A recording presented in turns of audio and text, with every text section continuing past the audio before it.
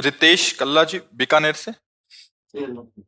महाराज जी राधे राधे। महाराज जी मेरा प्रश्न ये है कि एक ही इष्ट में ध्यान कैसे लगाया जाए, क्योंकि भगवान तो एक ही है, लेकिन कभी देवी, कभी राम, कभी हनुमान जी, कभी गणेश जी में ध्यान जाता है। जब अतः तक एक ही इष्ट लड़की में। का ब्याह नहीं होता तो सैकड़ों फोटो देखती प्रभु, और जब ब्याह हो जाता है फिर 2 फोटो रखे तो भी गड़बड़ माना जाएगा। ले, अभी ब्याह तो हुआ नहीं प्रभु आपका। देखो, आंतरिक बात समझ रहे हो ना। हाँ, पाणी ग्रहण गुरुदेव कराते हैं, और जब गुरुदेव करा दिए तो रसना कटो जो अन रटो, निरख अन फुटो नयन, श्रवण फुटो जो अन सुनो, श्री राधा जस बैन, उत्तम के बस असमन माही, सपने हूं आन पुरुष जग नाही। हाँ, जिस समय हमारा पाणी ग्रहण इष्ट के चरणारविंद में गुरु के द्वारा हो जाएगा, उस समय प्रश्न का समाधान हो जाएगा। और जब तक ये नहीं होगा तो फिर जब तक सिंदूर नहीं भरा जाता तब तक वो सैकड़ों फोटो दिए, सखियों से पूछते ये जमेगा, ये जमेगा। और जहां सिंदूर भर गया और फिर पूछे ये जमेगा तो उसको क्या कहा जाएगा?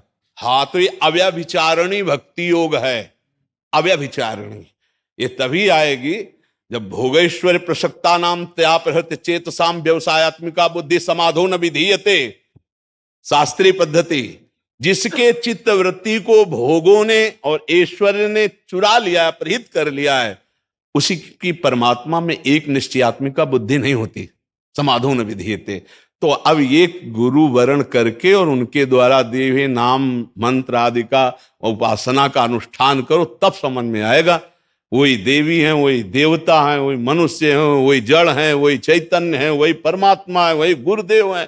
कुछ आखिरी बात हम आपको कहते हैं, कुछ और कुछ है नहीं। एक कोई मान लो, देवी मान लो तो चराचर जगत, देवी प्रपन्नार्थ हरे प्रसीद प्रसीद मातर जगतो खिलस्य, प्रसीद विश्वेश्वरी पाहि विश्वम, तुमीश्वरी देवी चराचरस्य, तुमीश्वरी देवी चराचरस्य।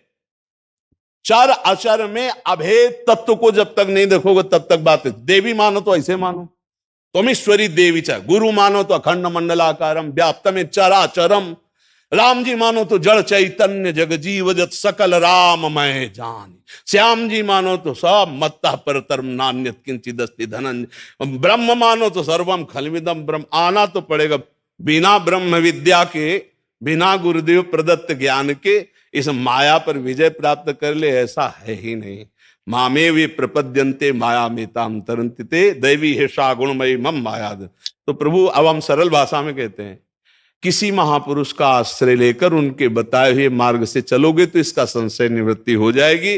प्रारंभिक भक्ति का यही स्वरूप होता है। हनुमान चालीसा, शिव चालीसा, दुर्गा चालीसा, राम रक्षा स्तोत्र, ये और जब भक्ति रंग लाती है तब वो एक में आ जाती है, अपने स्वरूप में आ जाती है। अभी आपकी प्रारंभिक भक्ति है, जैसे नव किशोरी अवस्था उदय हो, अब पति वरण की इच्छा होती तो अभी भक्ति वरण नहीं कर पाई। जिस दिन वरण कर लेगी तो फिर वो ये बात नहीं रह जाएगी कभी अमुक, ऐसा नहीं। हृदय का प्रीतम, जब उद्धव जी ज्ञान दे रहे हैं गोपियों को तो क्या कह रहे, नाहिन रहे हो हियमा ठौर। जब मीरा जी को ज्ञान दे रहे हैं परिवार वाले तो क्या कह रहे, नहीं जाके सिर मोर मुकुट मेरो पति सोई, मेरे तो गिरधर गोपाल दूसरो। तो भाई अभी दूसरा है तो अभी वरण नहीं हुआ, वरण हो जाएगा तो दूसरा नहीं होगा, दूसरा कर ले तो कुछ और कहा जाएगा। बस ये बात मस्ती की बात समझो। तत्व एक है, उसके नाम अनेक हैं, उसके रूप अनेक हैं। वो अरूप भी है, वो रूप भी है, वो मूर्त भी है, वो अमूर्त है, वो महान से महान भी है, वो अणो अणियान, छोटे से भी छोटा है, मैं तो महियान, और वो कोमल से भी कोमल, कुसुमादि कोमलानी, और वज्रादपि कठोराणी, कठोर से भी कठोर, कोमल से भी कोमल, कर तुम अकर तुम सर्वथा महाशक्तिमान और महादैन्य, और तृण से भी नीच वही है। उसके सिवा कुछ नहीं है। ये जिसको बोध हो गया, मुक्त हो गया, भक्त हो गया, प्रेमी हो गया, बीच में सब अभी तो थपेड़े खा रहे हैं। तो आगे बढ़ो, गुरु कृपा पात्र बनो, और उनके द्वारा जो मंत्र उपासना दी जाए उसमें निष्ठा कर लो। ये कोई भाग्यशाली कर पाता है? अपने सब हृदय की बातें डिलीट करके गुरुदेव के आगे कोरा कागज बन के चला जाए और जो लिख दे वही पढ़ ले, अगर भगवत प्राप्ति न हो जाए तो बताना। हम लोग गुरु भी करते हैं तो लिखे हुए जाते हैं, डिलीट करके नहीं जाते। जो गुरु के वाक्य को अपने विचार में फिल्टर करता है और फिर अपने अनुकूल निकाल के चलता है, वो भगवत प्राप्ति नहीं कर सकता। जो गुरु के विचार को यथावत स्वीकार कर लेता है वही भगवत प्राप्ति होती है। महाराज जी। गुरु करो 10 पांचा, जब तक मिले ना साचा, जी कबीर साहब की वाणी है। जी। तो कैसे पक्का हमें हो जाए कि अब साचा मिल गया, इसके अलावा फिर कुछ भी नहीं है? जब महाराज जी पेट भर जाता है तो किसी पड़ोसी से वो जानकारी नहीं की जाती। पड़ोसी से जानकारी नहीं कि भैया जब पेट भर जाए तो आप हमें थोड़ी सूचना दे देना कि आपका पेट भर गया। कभी ऐसा हुआ है? ये स्वांता सुखा है। जिस दिन ऐसी बात आ जाएगी उस दिन आपके हृदय की सब बातें खत्म हो जाएंगे। हो जाएगा कि जिसकी मैं खोज कर रहा था मिल गया, जिसकी मैं खोज कर रहा था अब मिल गया। अब नहीं, अब नहीं, अब कोई प्रश्न नहीं रहा, अब कोई खोज, मेरी खोज समाप्त हो गई। वो आपका हृदय कहेगा, वो आपके हृदय में आएगा, वो किसी के बाहरी प्रमाण से प्रमाणित नहीं होगा। जब हमारा हृदय स्वीकार करेगा तब हमारी वो स्थिति आ जाएगी कि अब पायो परम विश्राम राम समान प्रभु ना, अब कृत्य कृत्य भयो में। ऐसी स्थिति। वो कबीरदास जी तो कह रहे 10-5 और दत्तात्रेय जी महाराज तो 24 नहीं। गुरुदेव एक ही हैं, वो 24 नहीं 24,000 मुखों से बोल सकते हैं। हमको पहचानना है गुरुवाणी को। गुरुदेव एक ही। हम बार बार प्रार्थना करते हैं, गुरु कोई व्यक्ति नहीं होता, व्यक्ति कभी गुरु नहीं बन सकता। और गुरुदेव सच्चिदानंद है, वो एक ढांचे के अंदर नहीं, वो समस्त ढांचों के अंदर है। हमें गुरुवाणी पहचानी। जो कबीरदास जी कह रहे 10-5, तो 10-5 का मतलब किसी व्यक्तित्व से नहीं है। नहीं, अधकचरे गुरु बन जाते बीच में। हम अधकचरे हम होते, गुरु कभी अधकचरा होता ही नहीं। बात हमारी तो मानने की बात है। अधकचरे हम होते हैं और हम गुरु को अधकचरा कह देते। बात समझना महाराज जी। आपने हमसे कहा राम जपो और केवल राम राम राम जपते रहे, अगर ब्रह्म प्राप्ति न हो जाए तो हमें बता दो।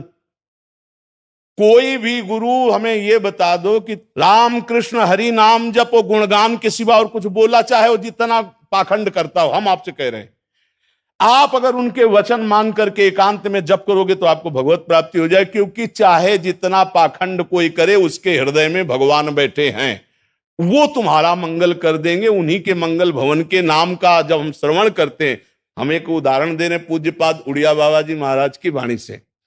एक बंगाली भगत सीधा साधा देवी जी की उपासना के लिए एक गया देवी उपासक के पास, वो शराब पिए थे। कुछ ऐसे होते हैं जो मांस खाना शराब पीना, वो बेचारा जानता नहीं था, उनका नाम सुना था और भेंट रखे हो। कहा गुरुजी हमको मंत्र दे दो, तो लड़खड़ाते हुए अशुद्ध देवी का मंत्र दिया, काली का। शराब पिए हुए अशुद्ध मंत्र, और वो सीधा आदमी वही जो मंत्र दिया लेके एकांत चला गया। 1 वर्ष रोज गुरुजी की दंडवत करता और मंत्र जपता। तो काली जी एक दिन प्रकट हुई और कहा बेटा तुम्हारा गुरु पाखंडी है। माता जी ने कहा, तो उनका मैया देखो, पहली बात तो ये कि हमारे गुरु की निंदा हमारे कानों में नहीं जानी चाहिए। मां तो भगवती है। तो उन्होंने कहा इसलिए कर, जब तुम्हें गुरु मंत्र दिया था तब भी शराब पिए था और रोज शराब पीता है वो। बोले मां हम गुरु के गुण और दोषों पर चिंतन नहीं करते, हम गुरु तत्व पर, हमारे गुरुदेव हैं, आप ऐसी बात ना करें। बोले बेटा मंत्र शुद्ध है। बोले मां ये भी बात नहीं मानेंगे, अगर मंत्र शुद्ध होता तो 1 साल में कैसे आ गई आप कैसे आ गई?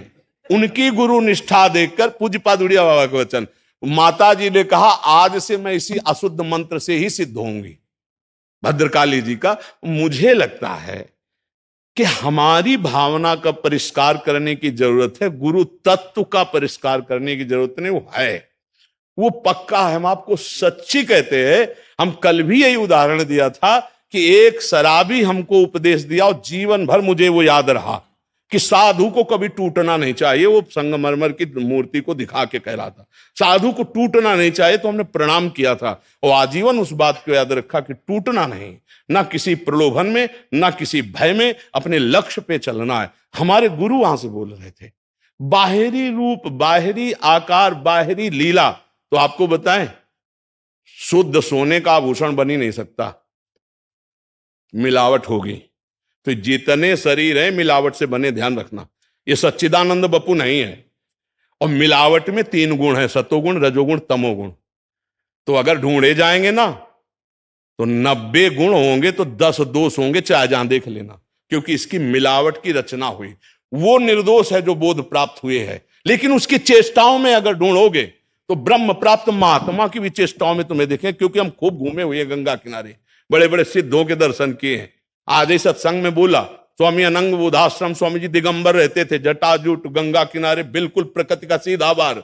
और जो वो लगाते हैं ना फलों की बारी, वो जब आते तो कहते सुनो थोड़ी खैली दे दे। वो कहता है अरे स्वामी जी तुम रोज मांगते हो, और खड़े हो जाते, 10-20 कदम 100 कदम पीछे चलते, शरीर में तन नहीं।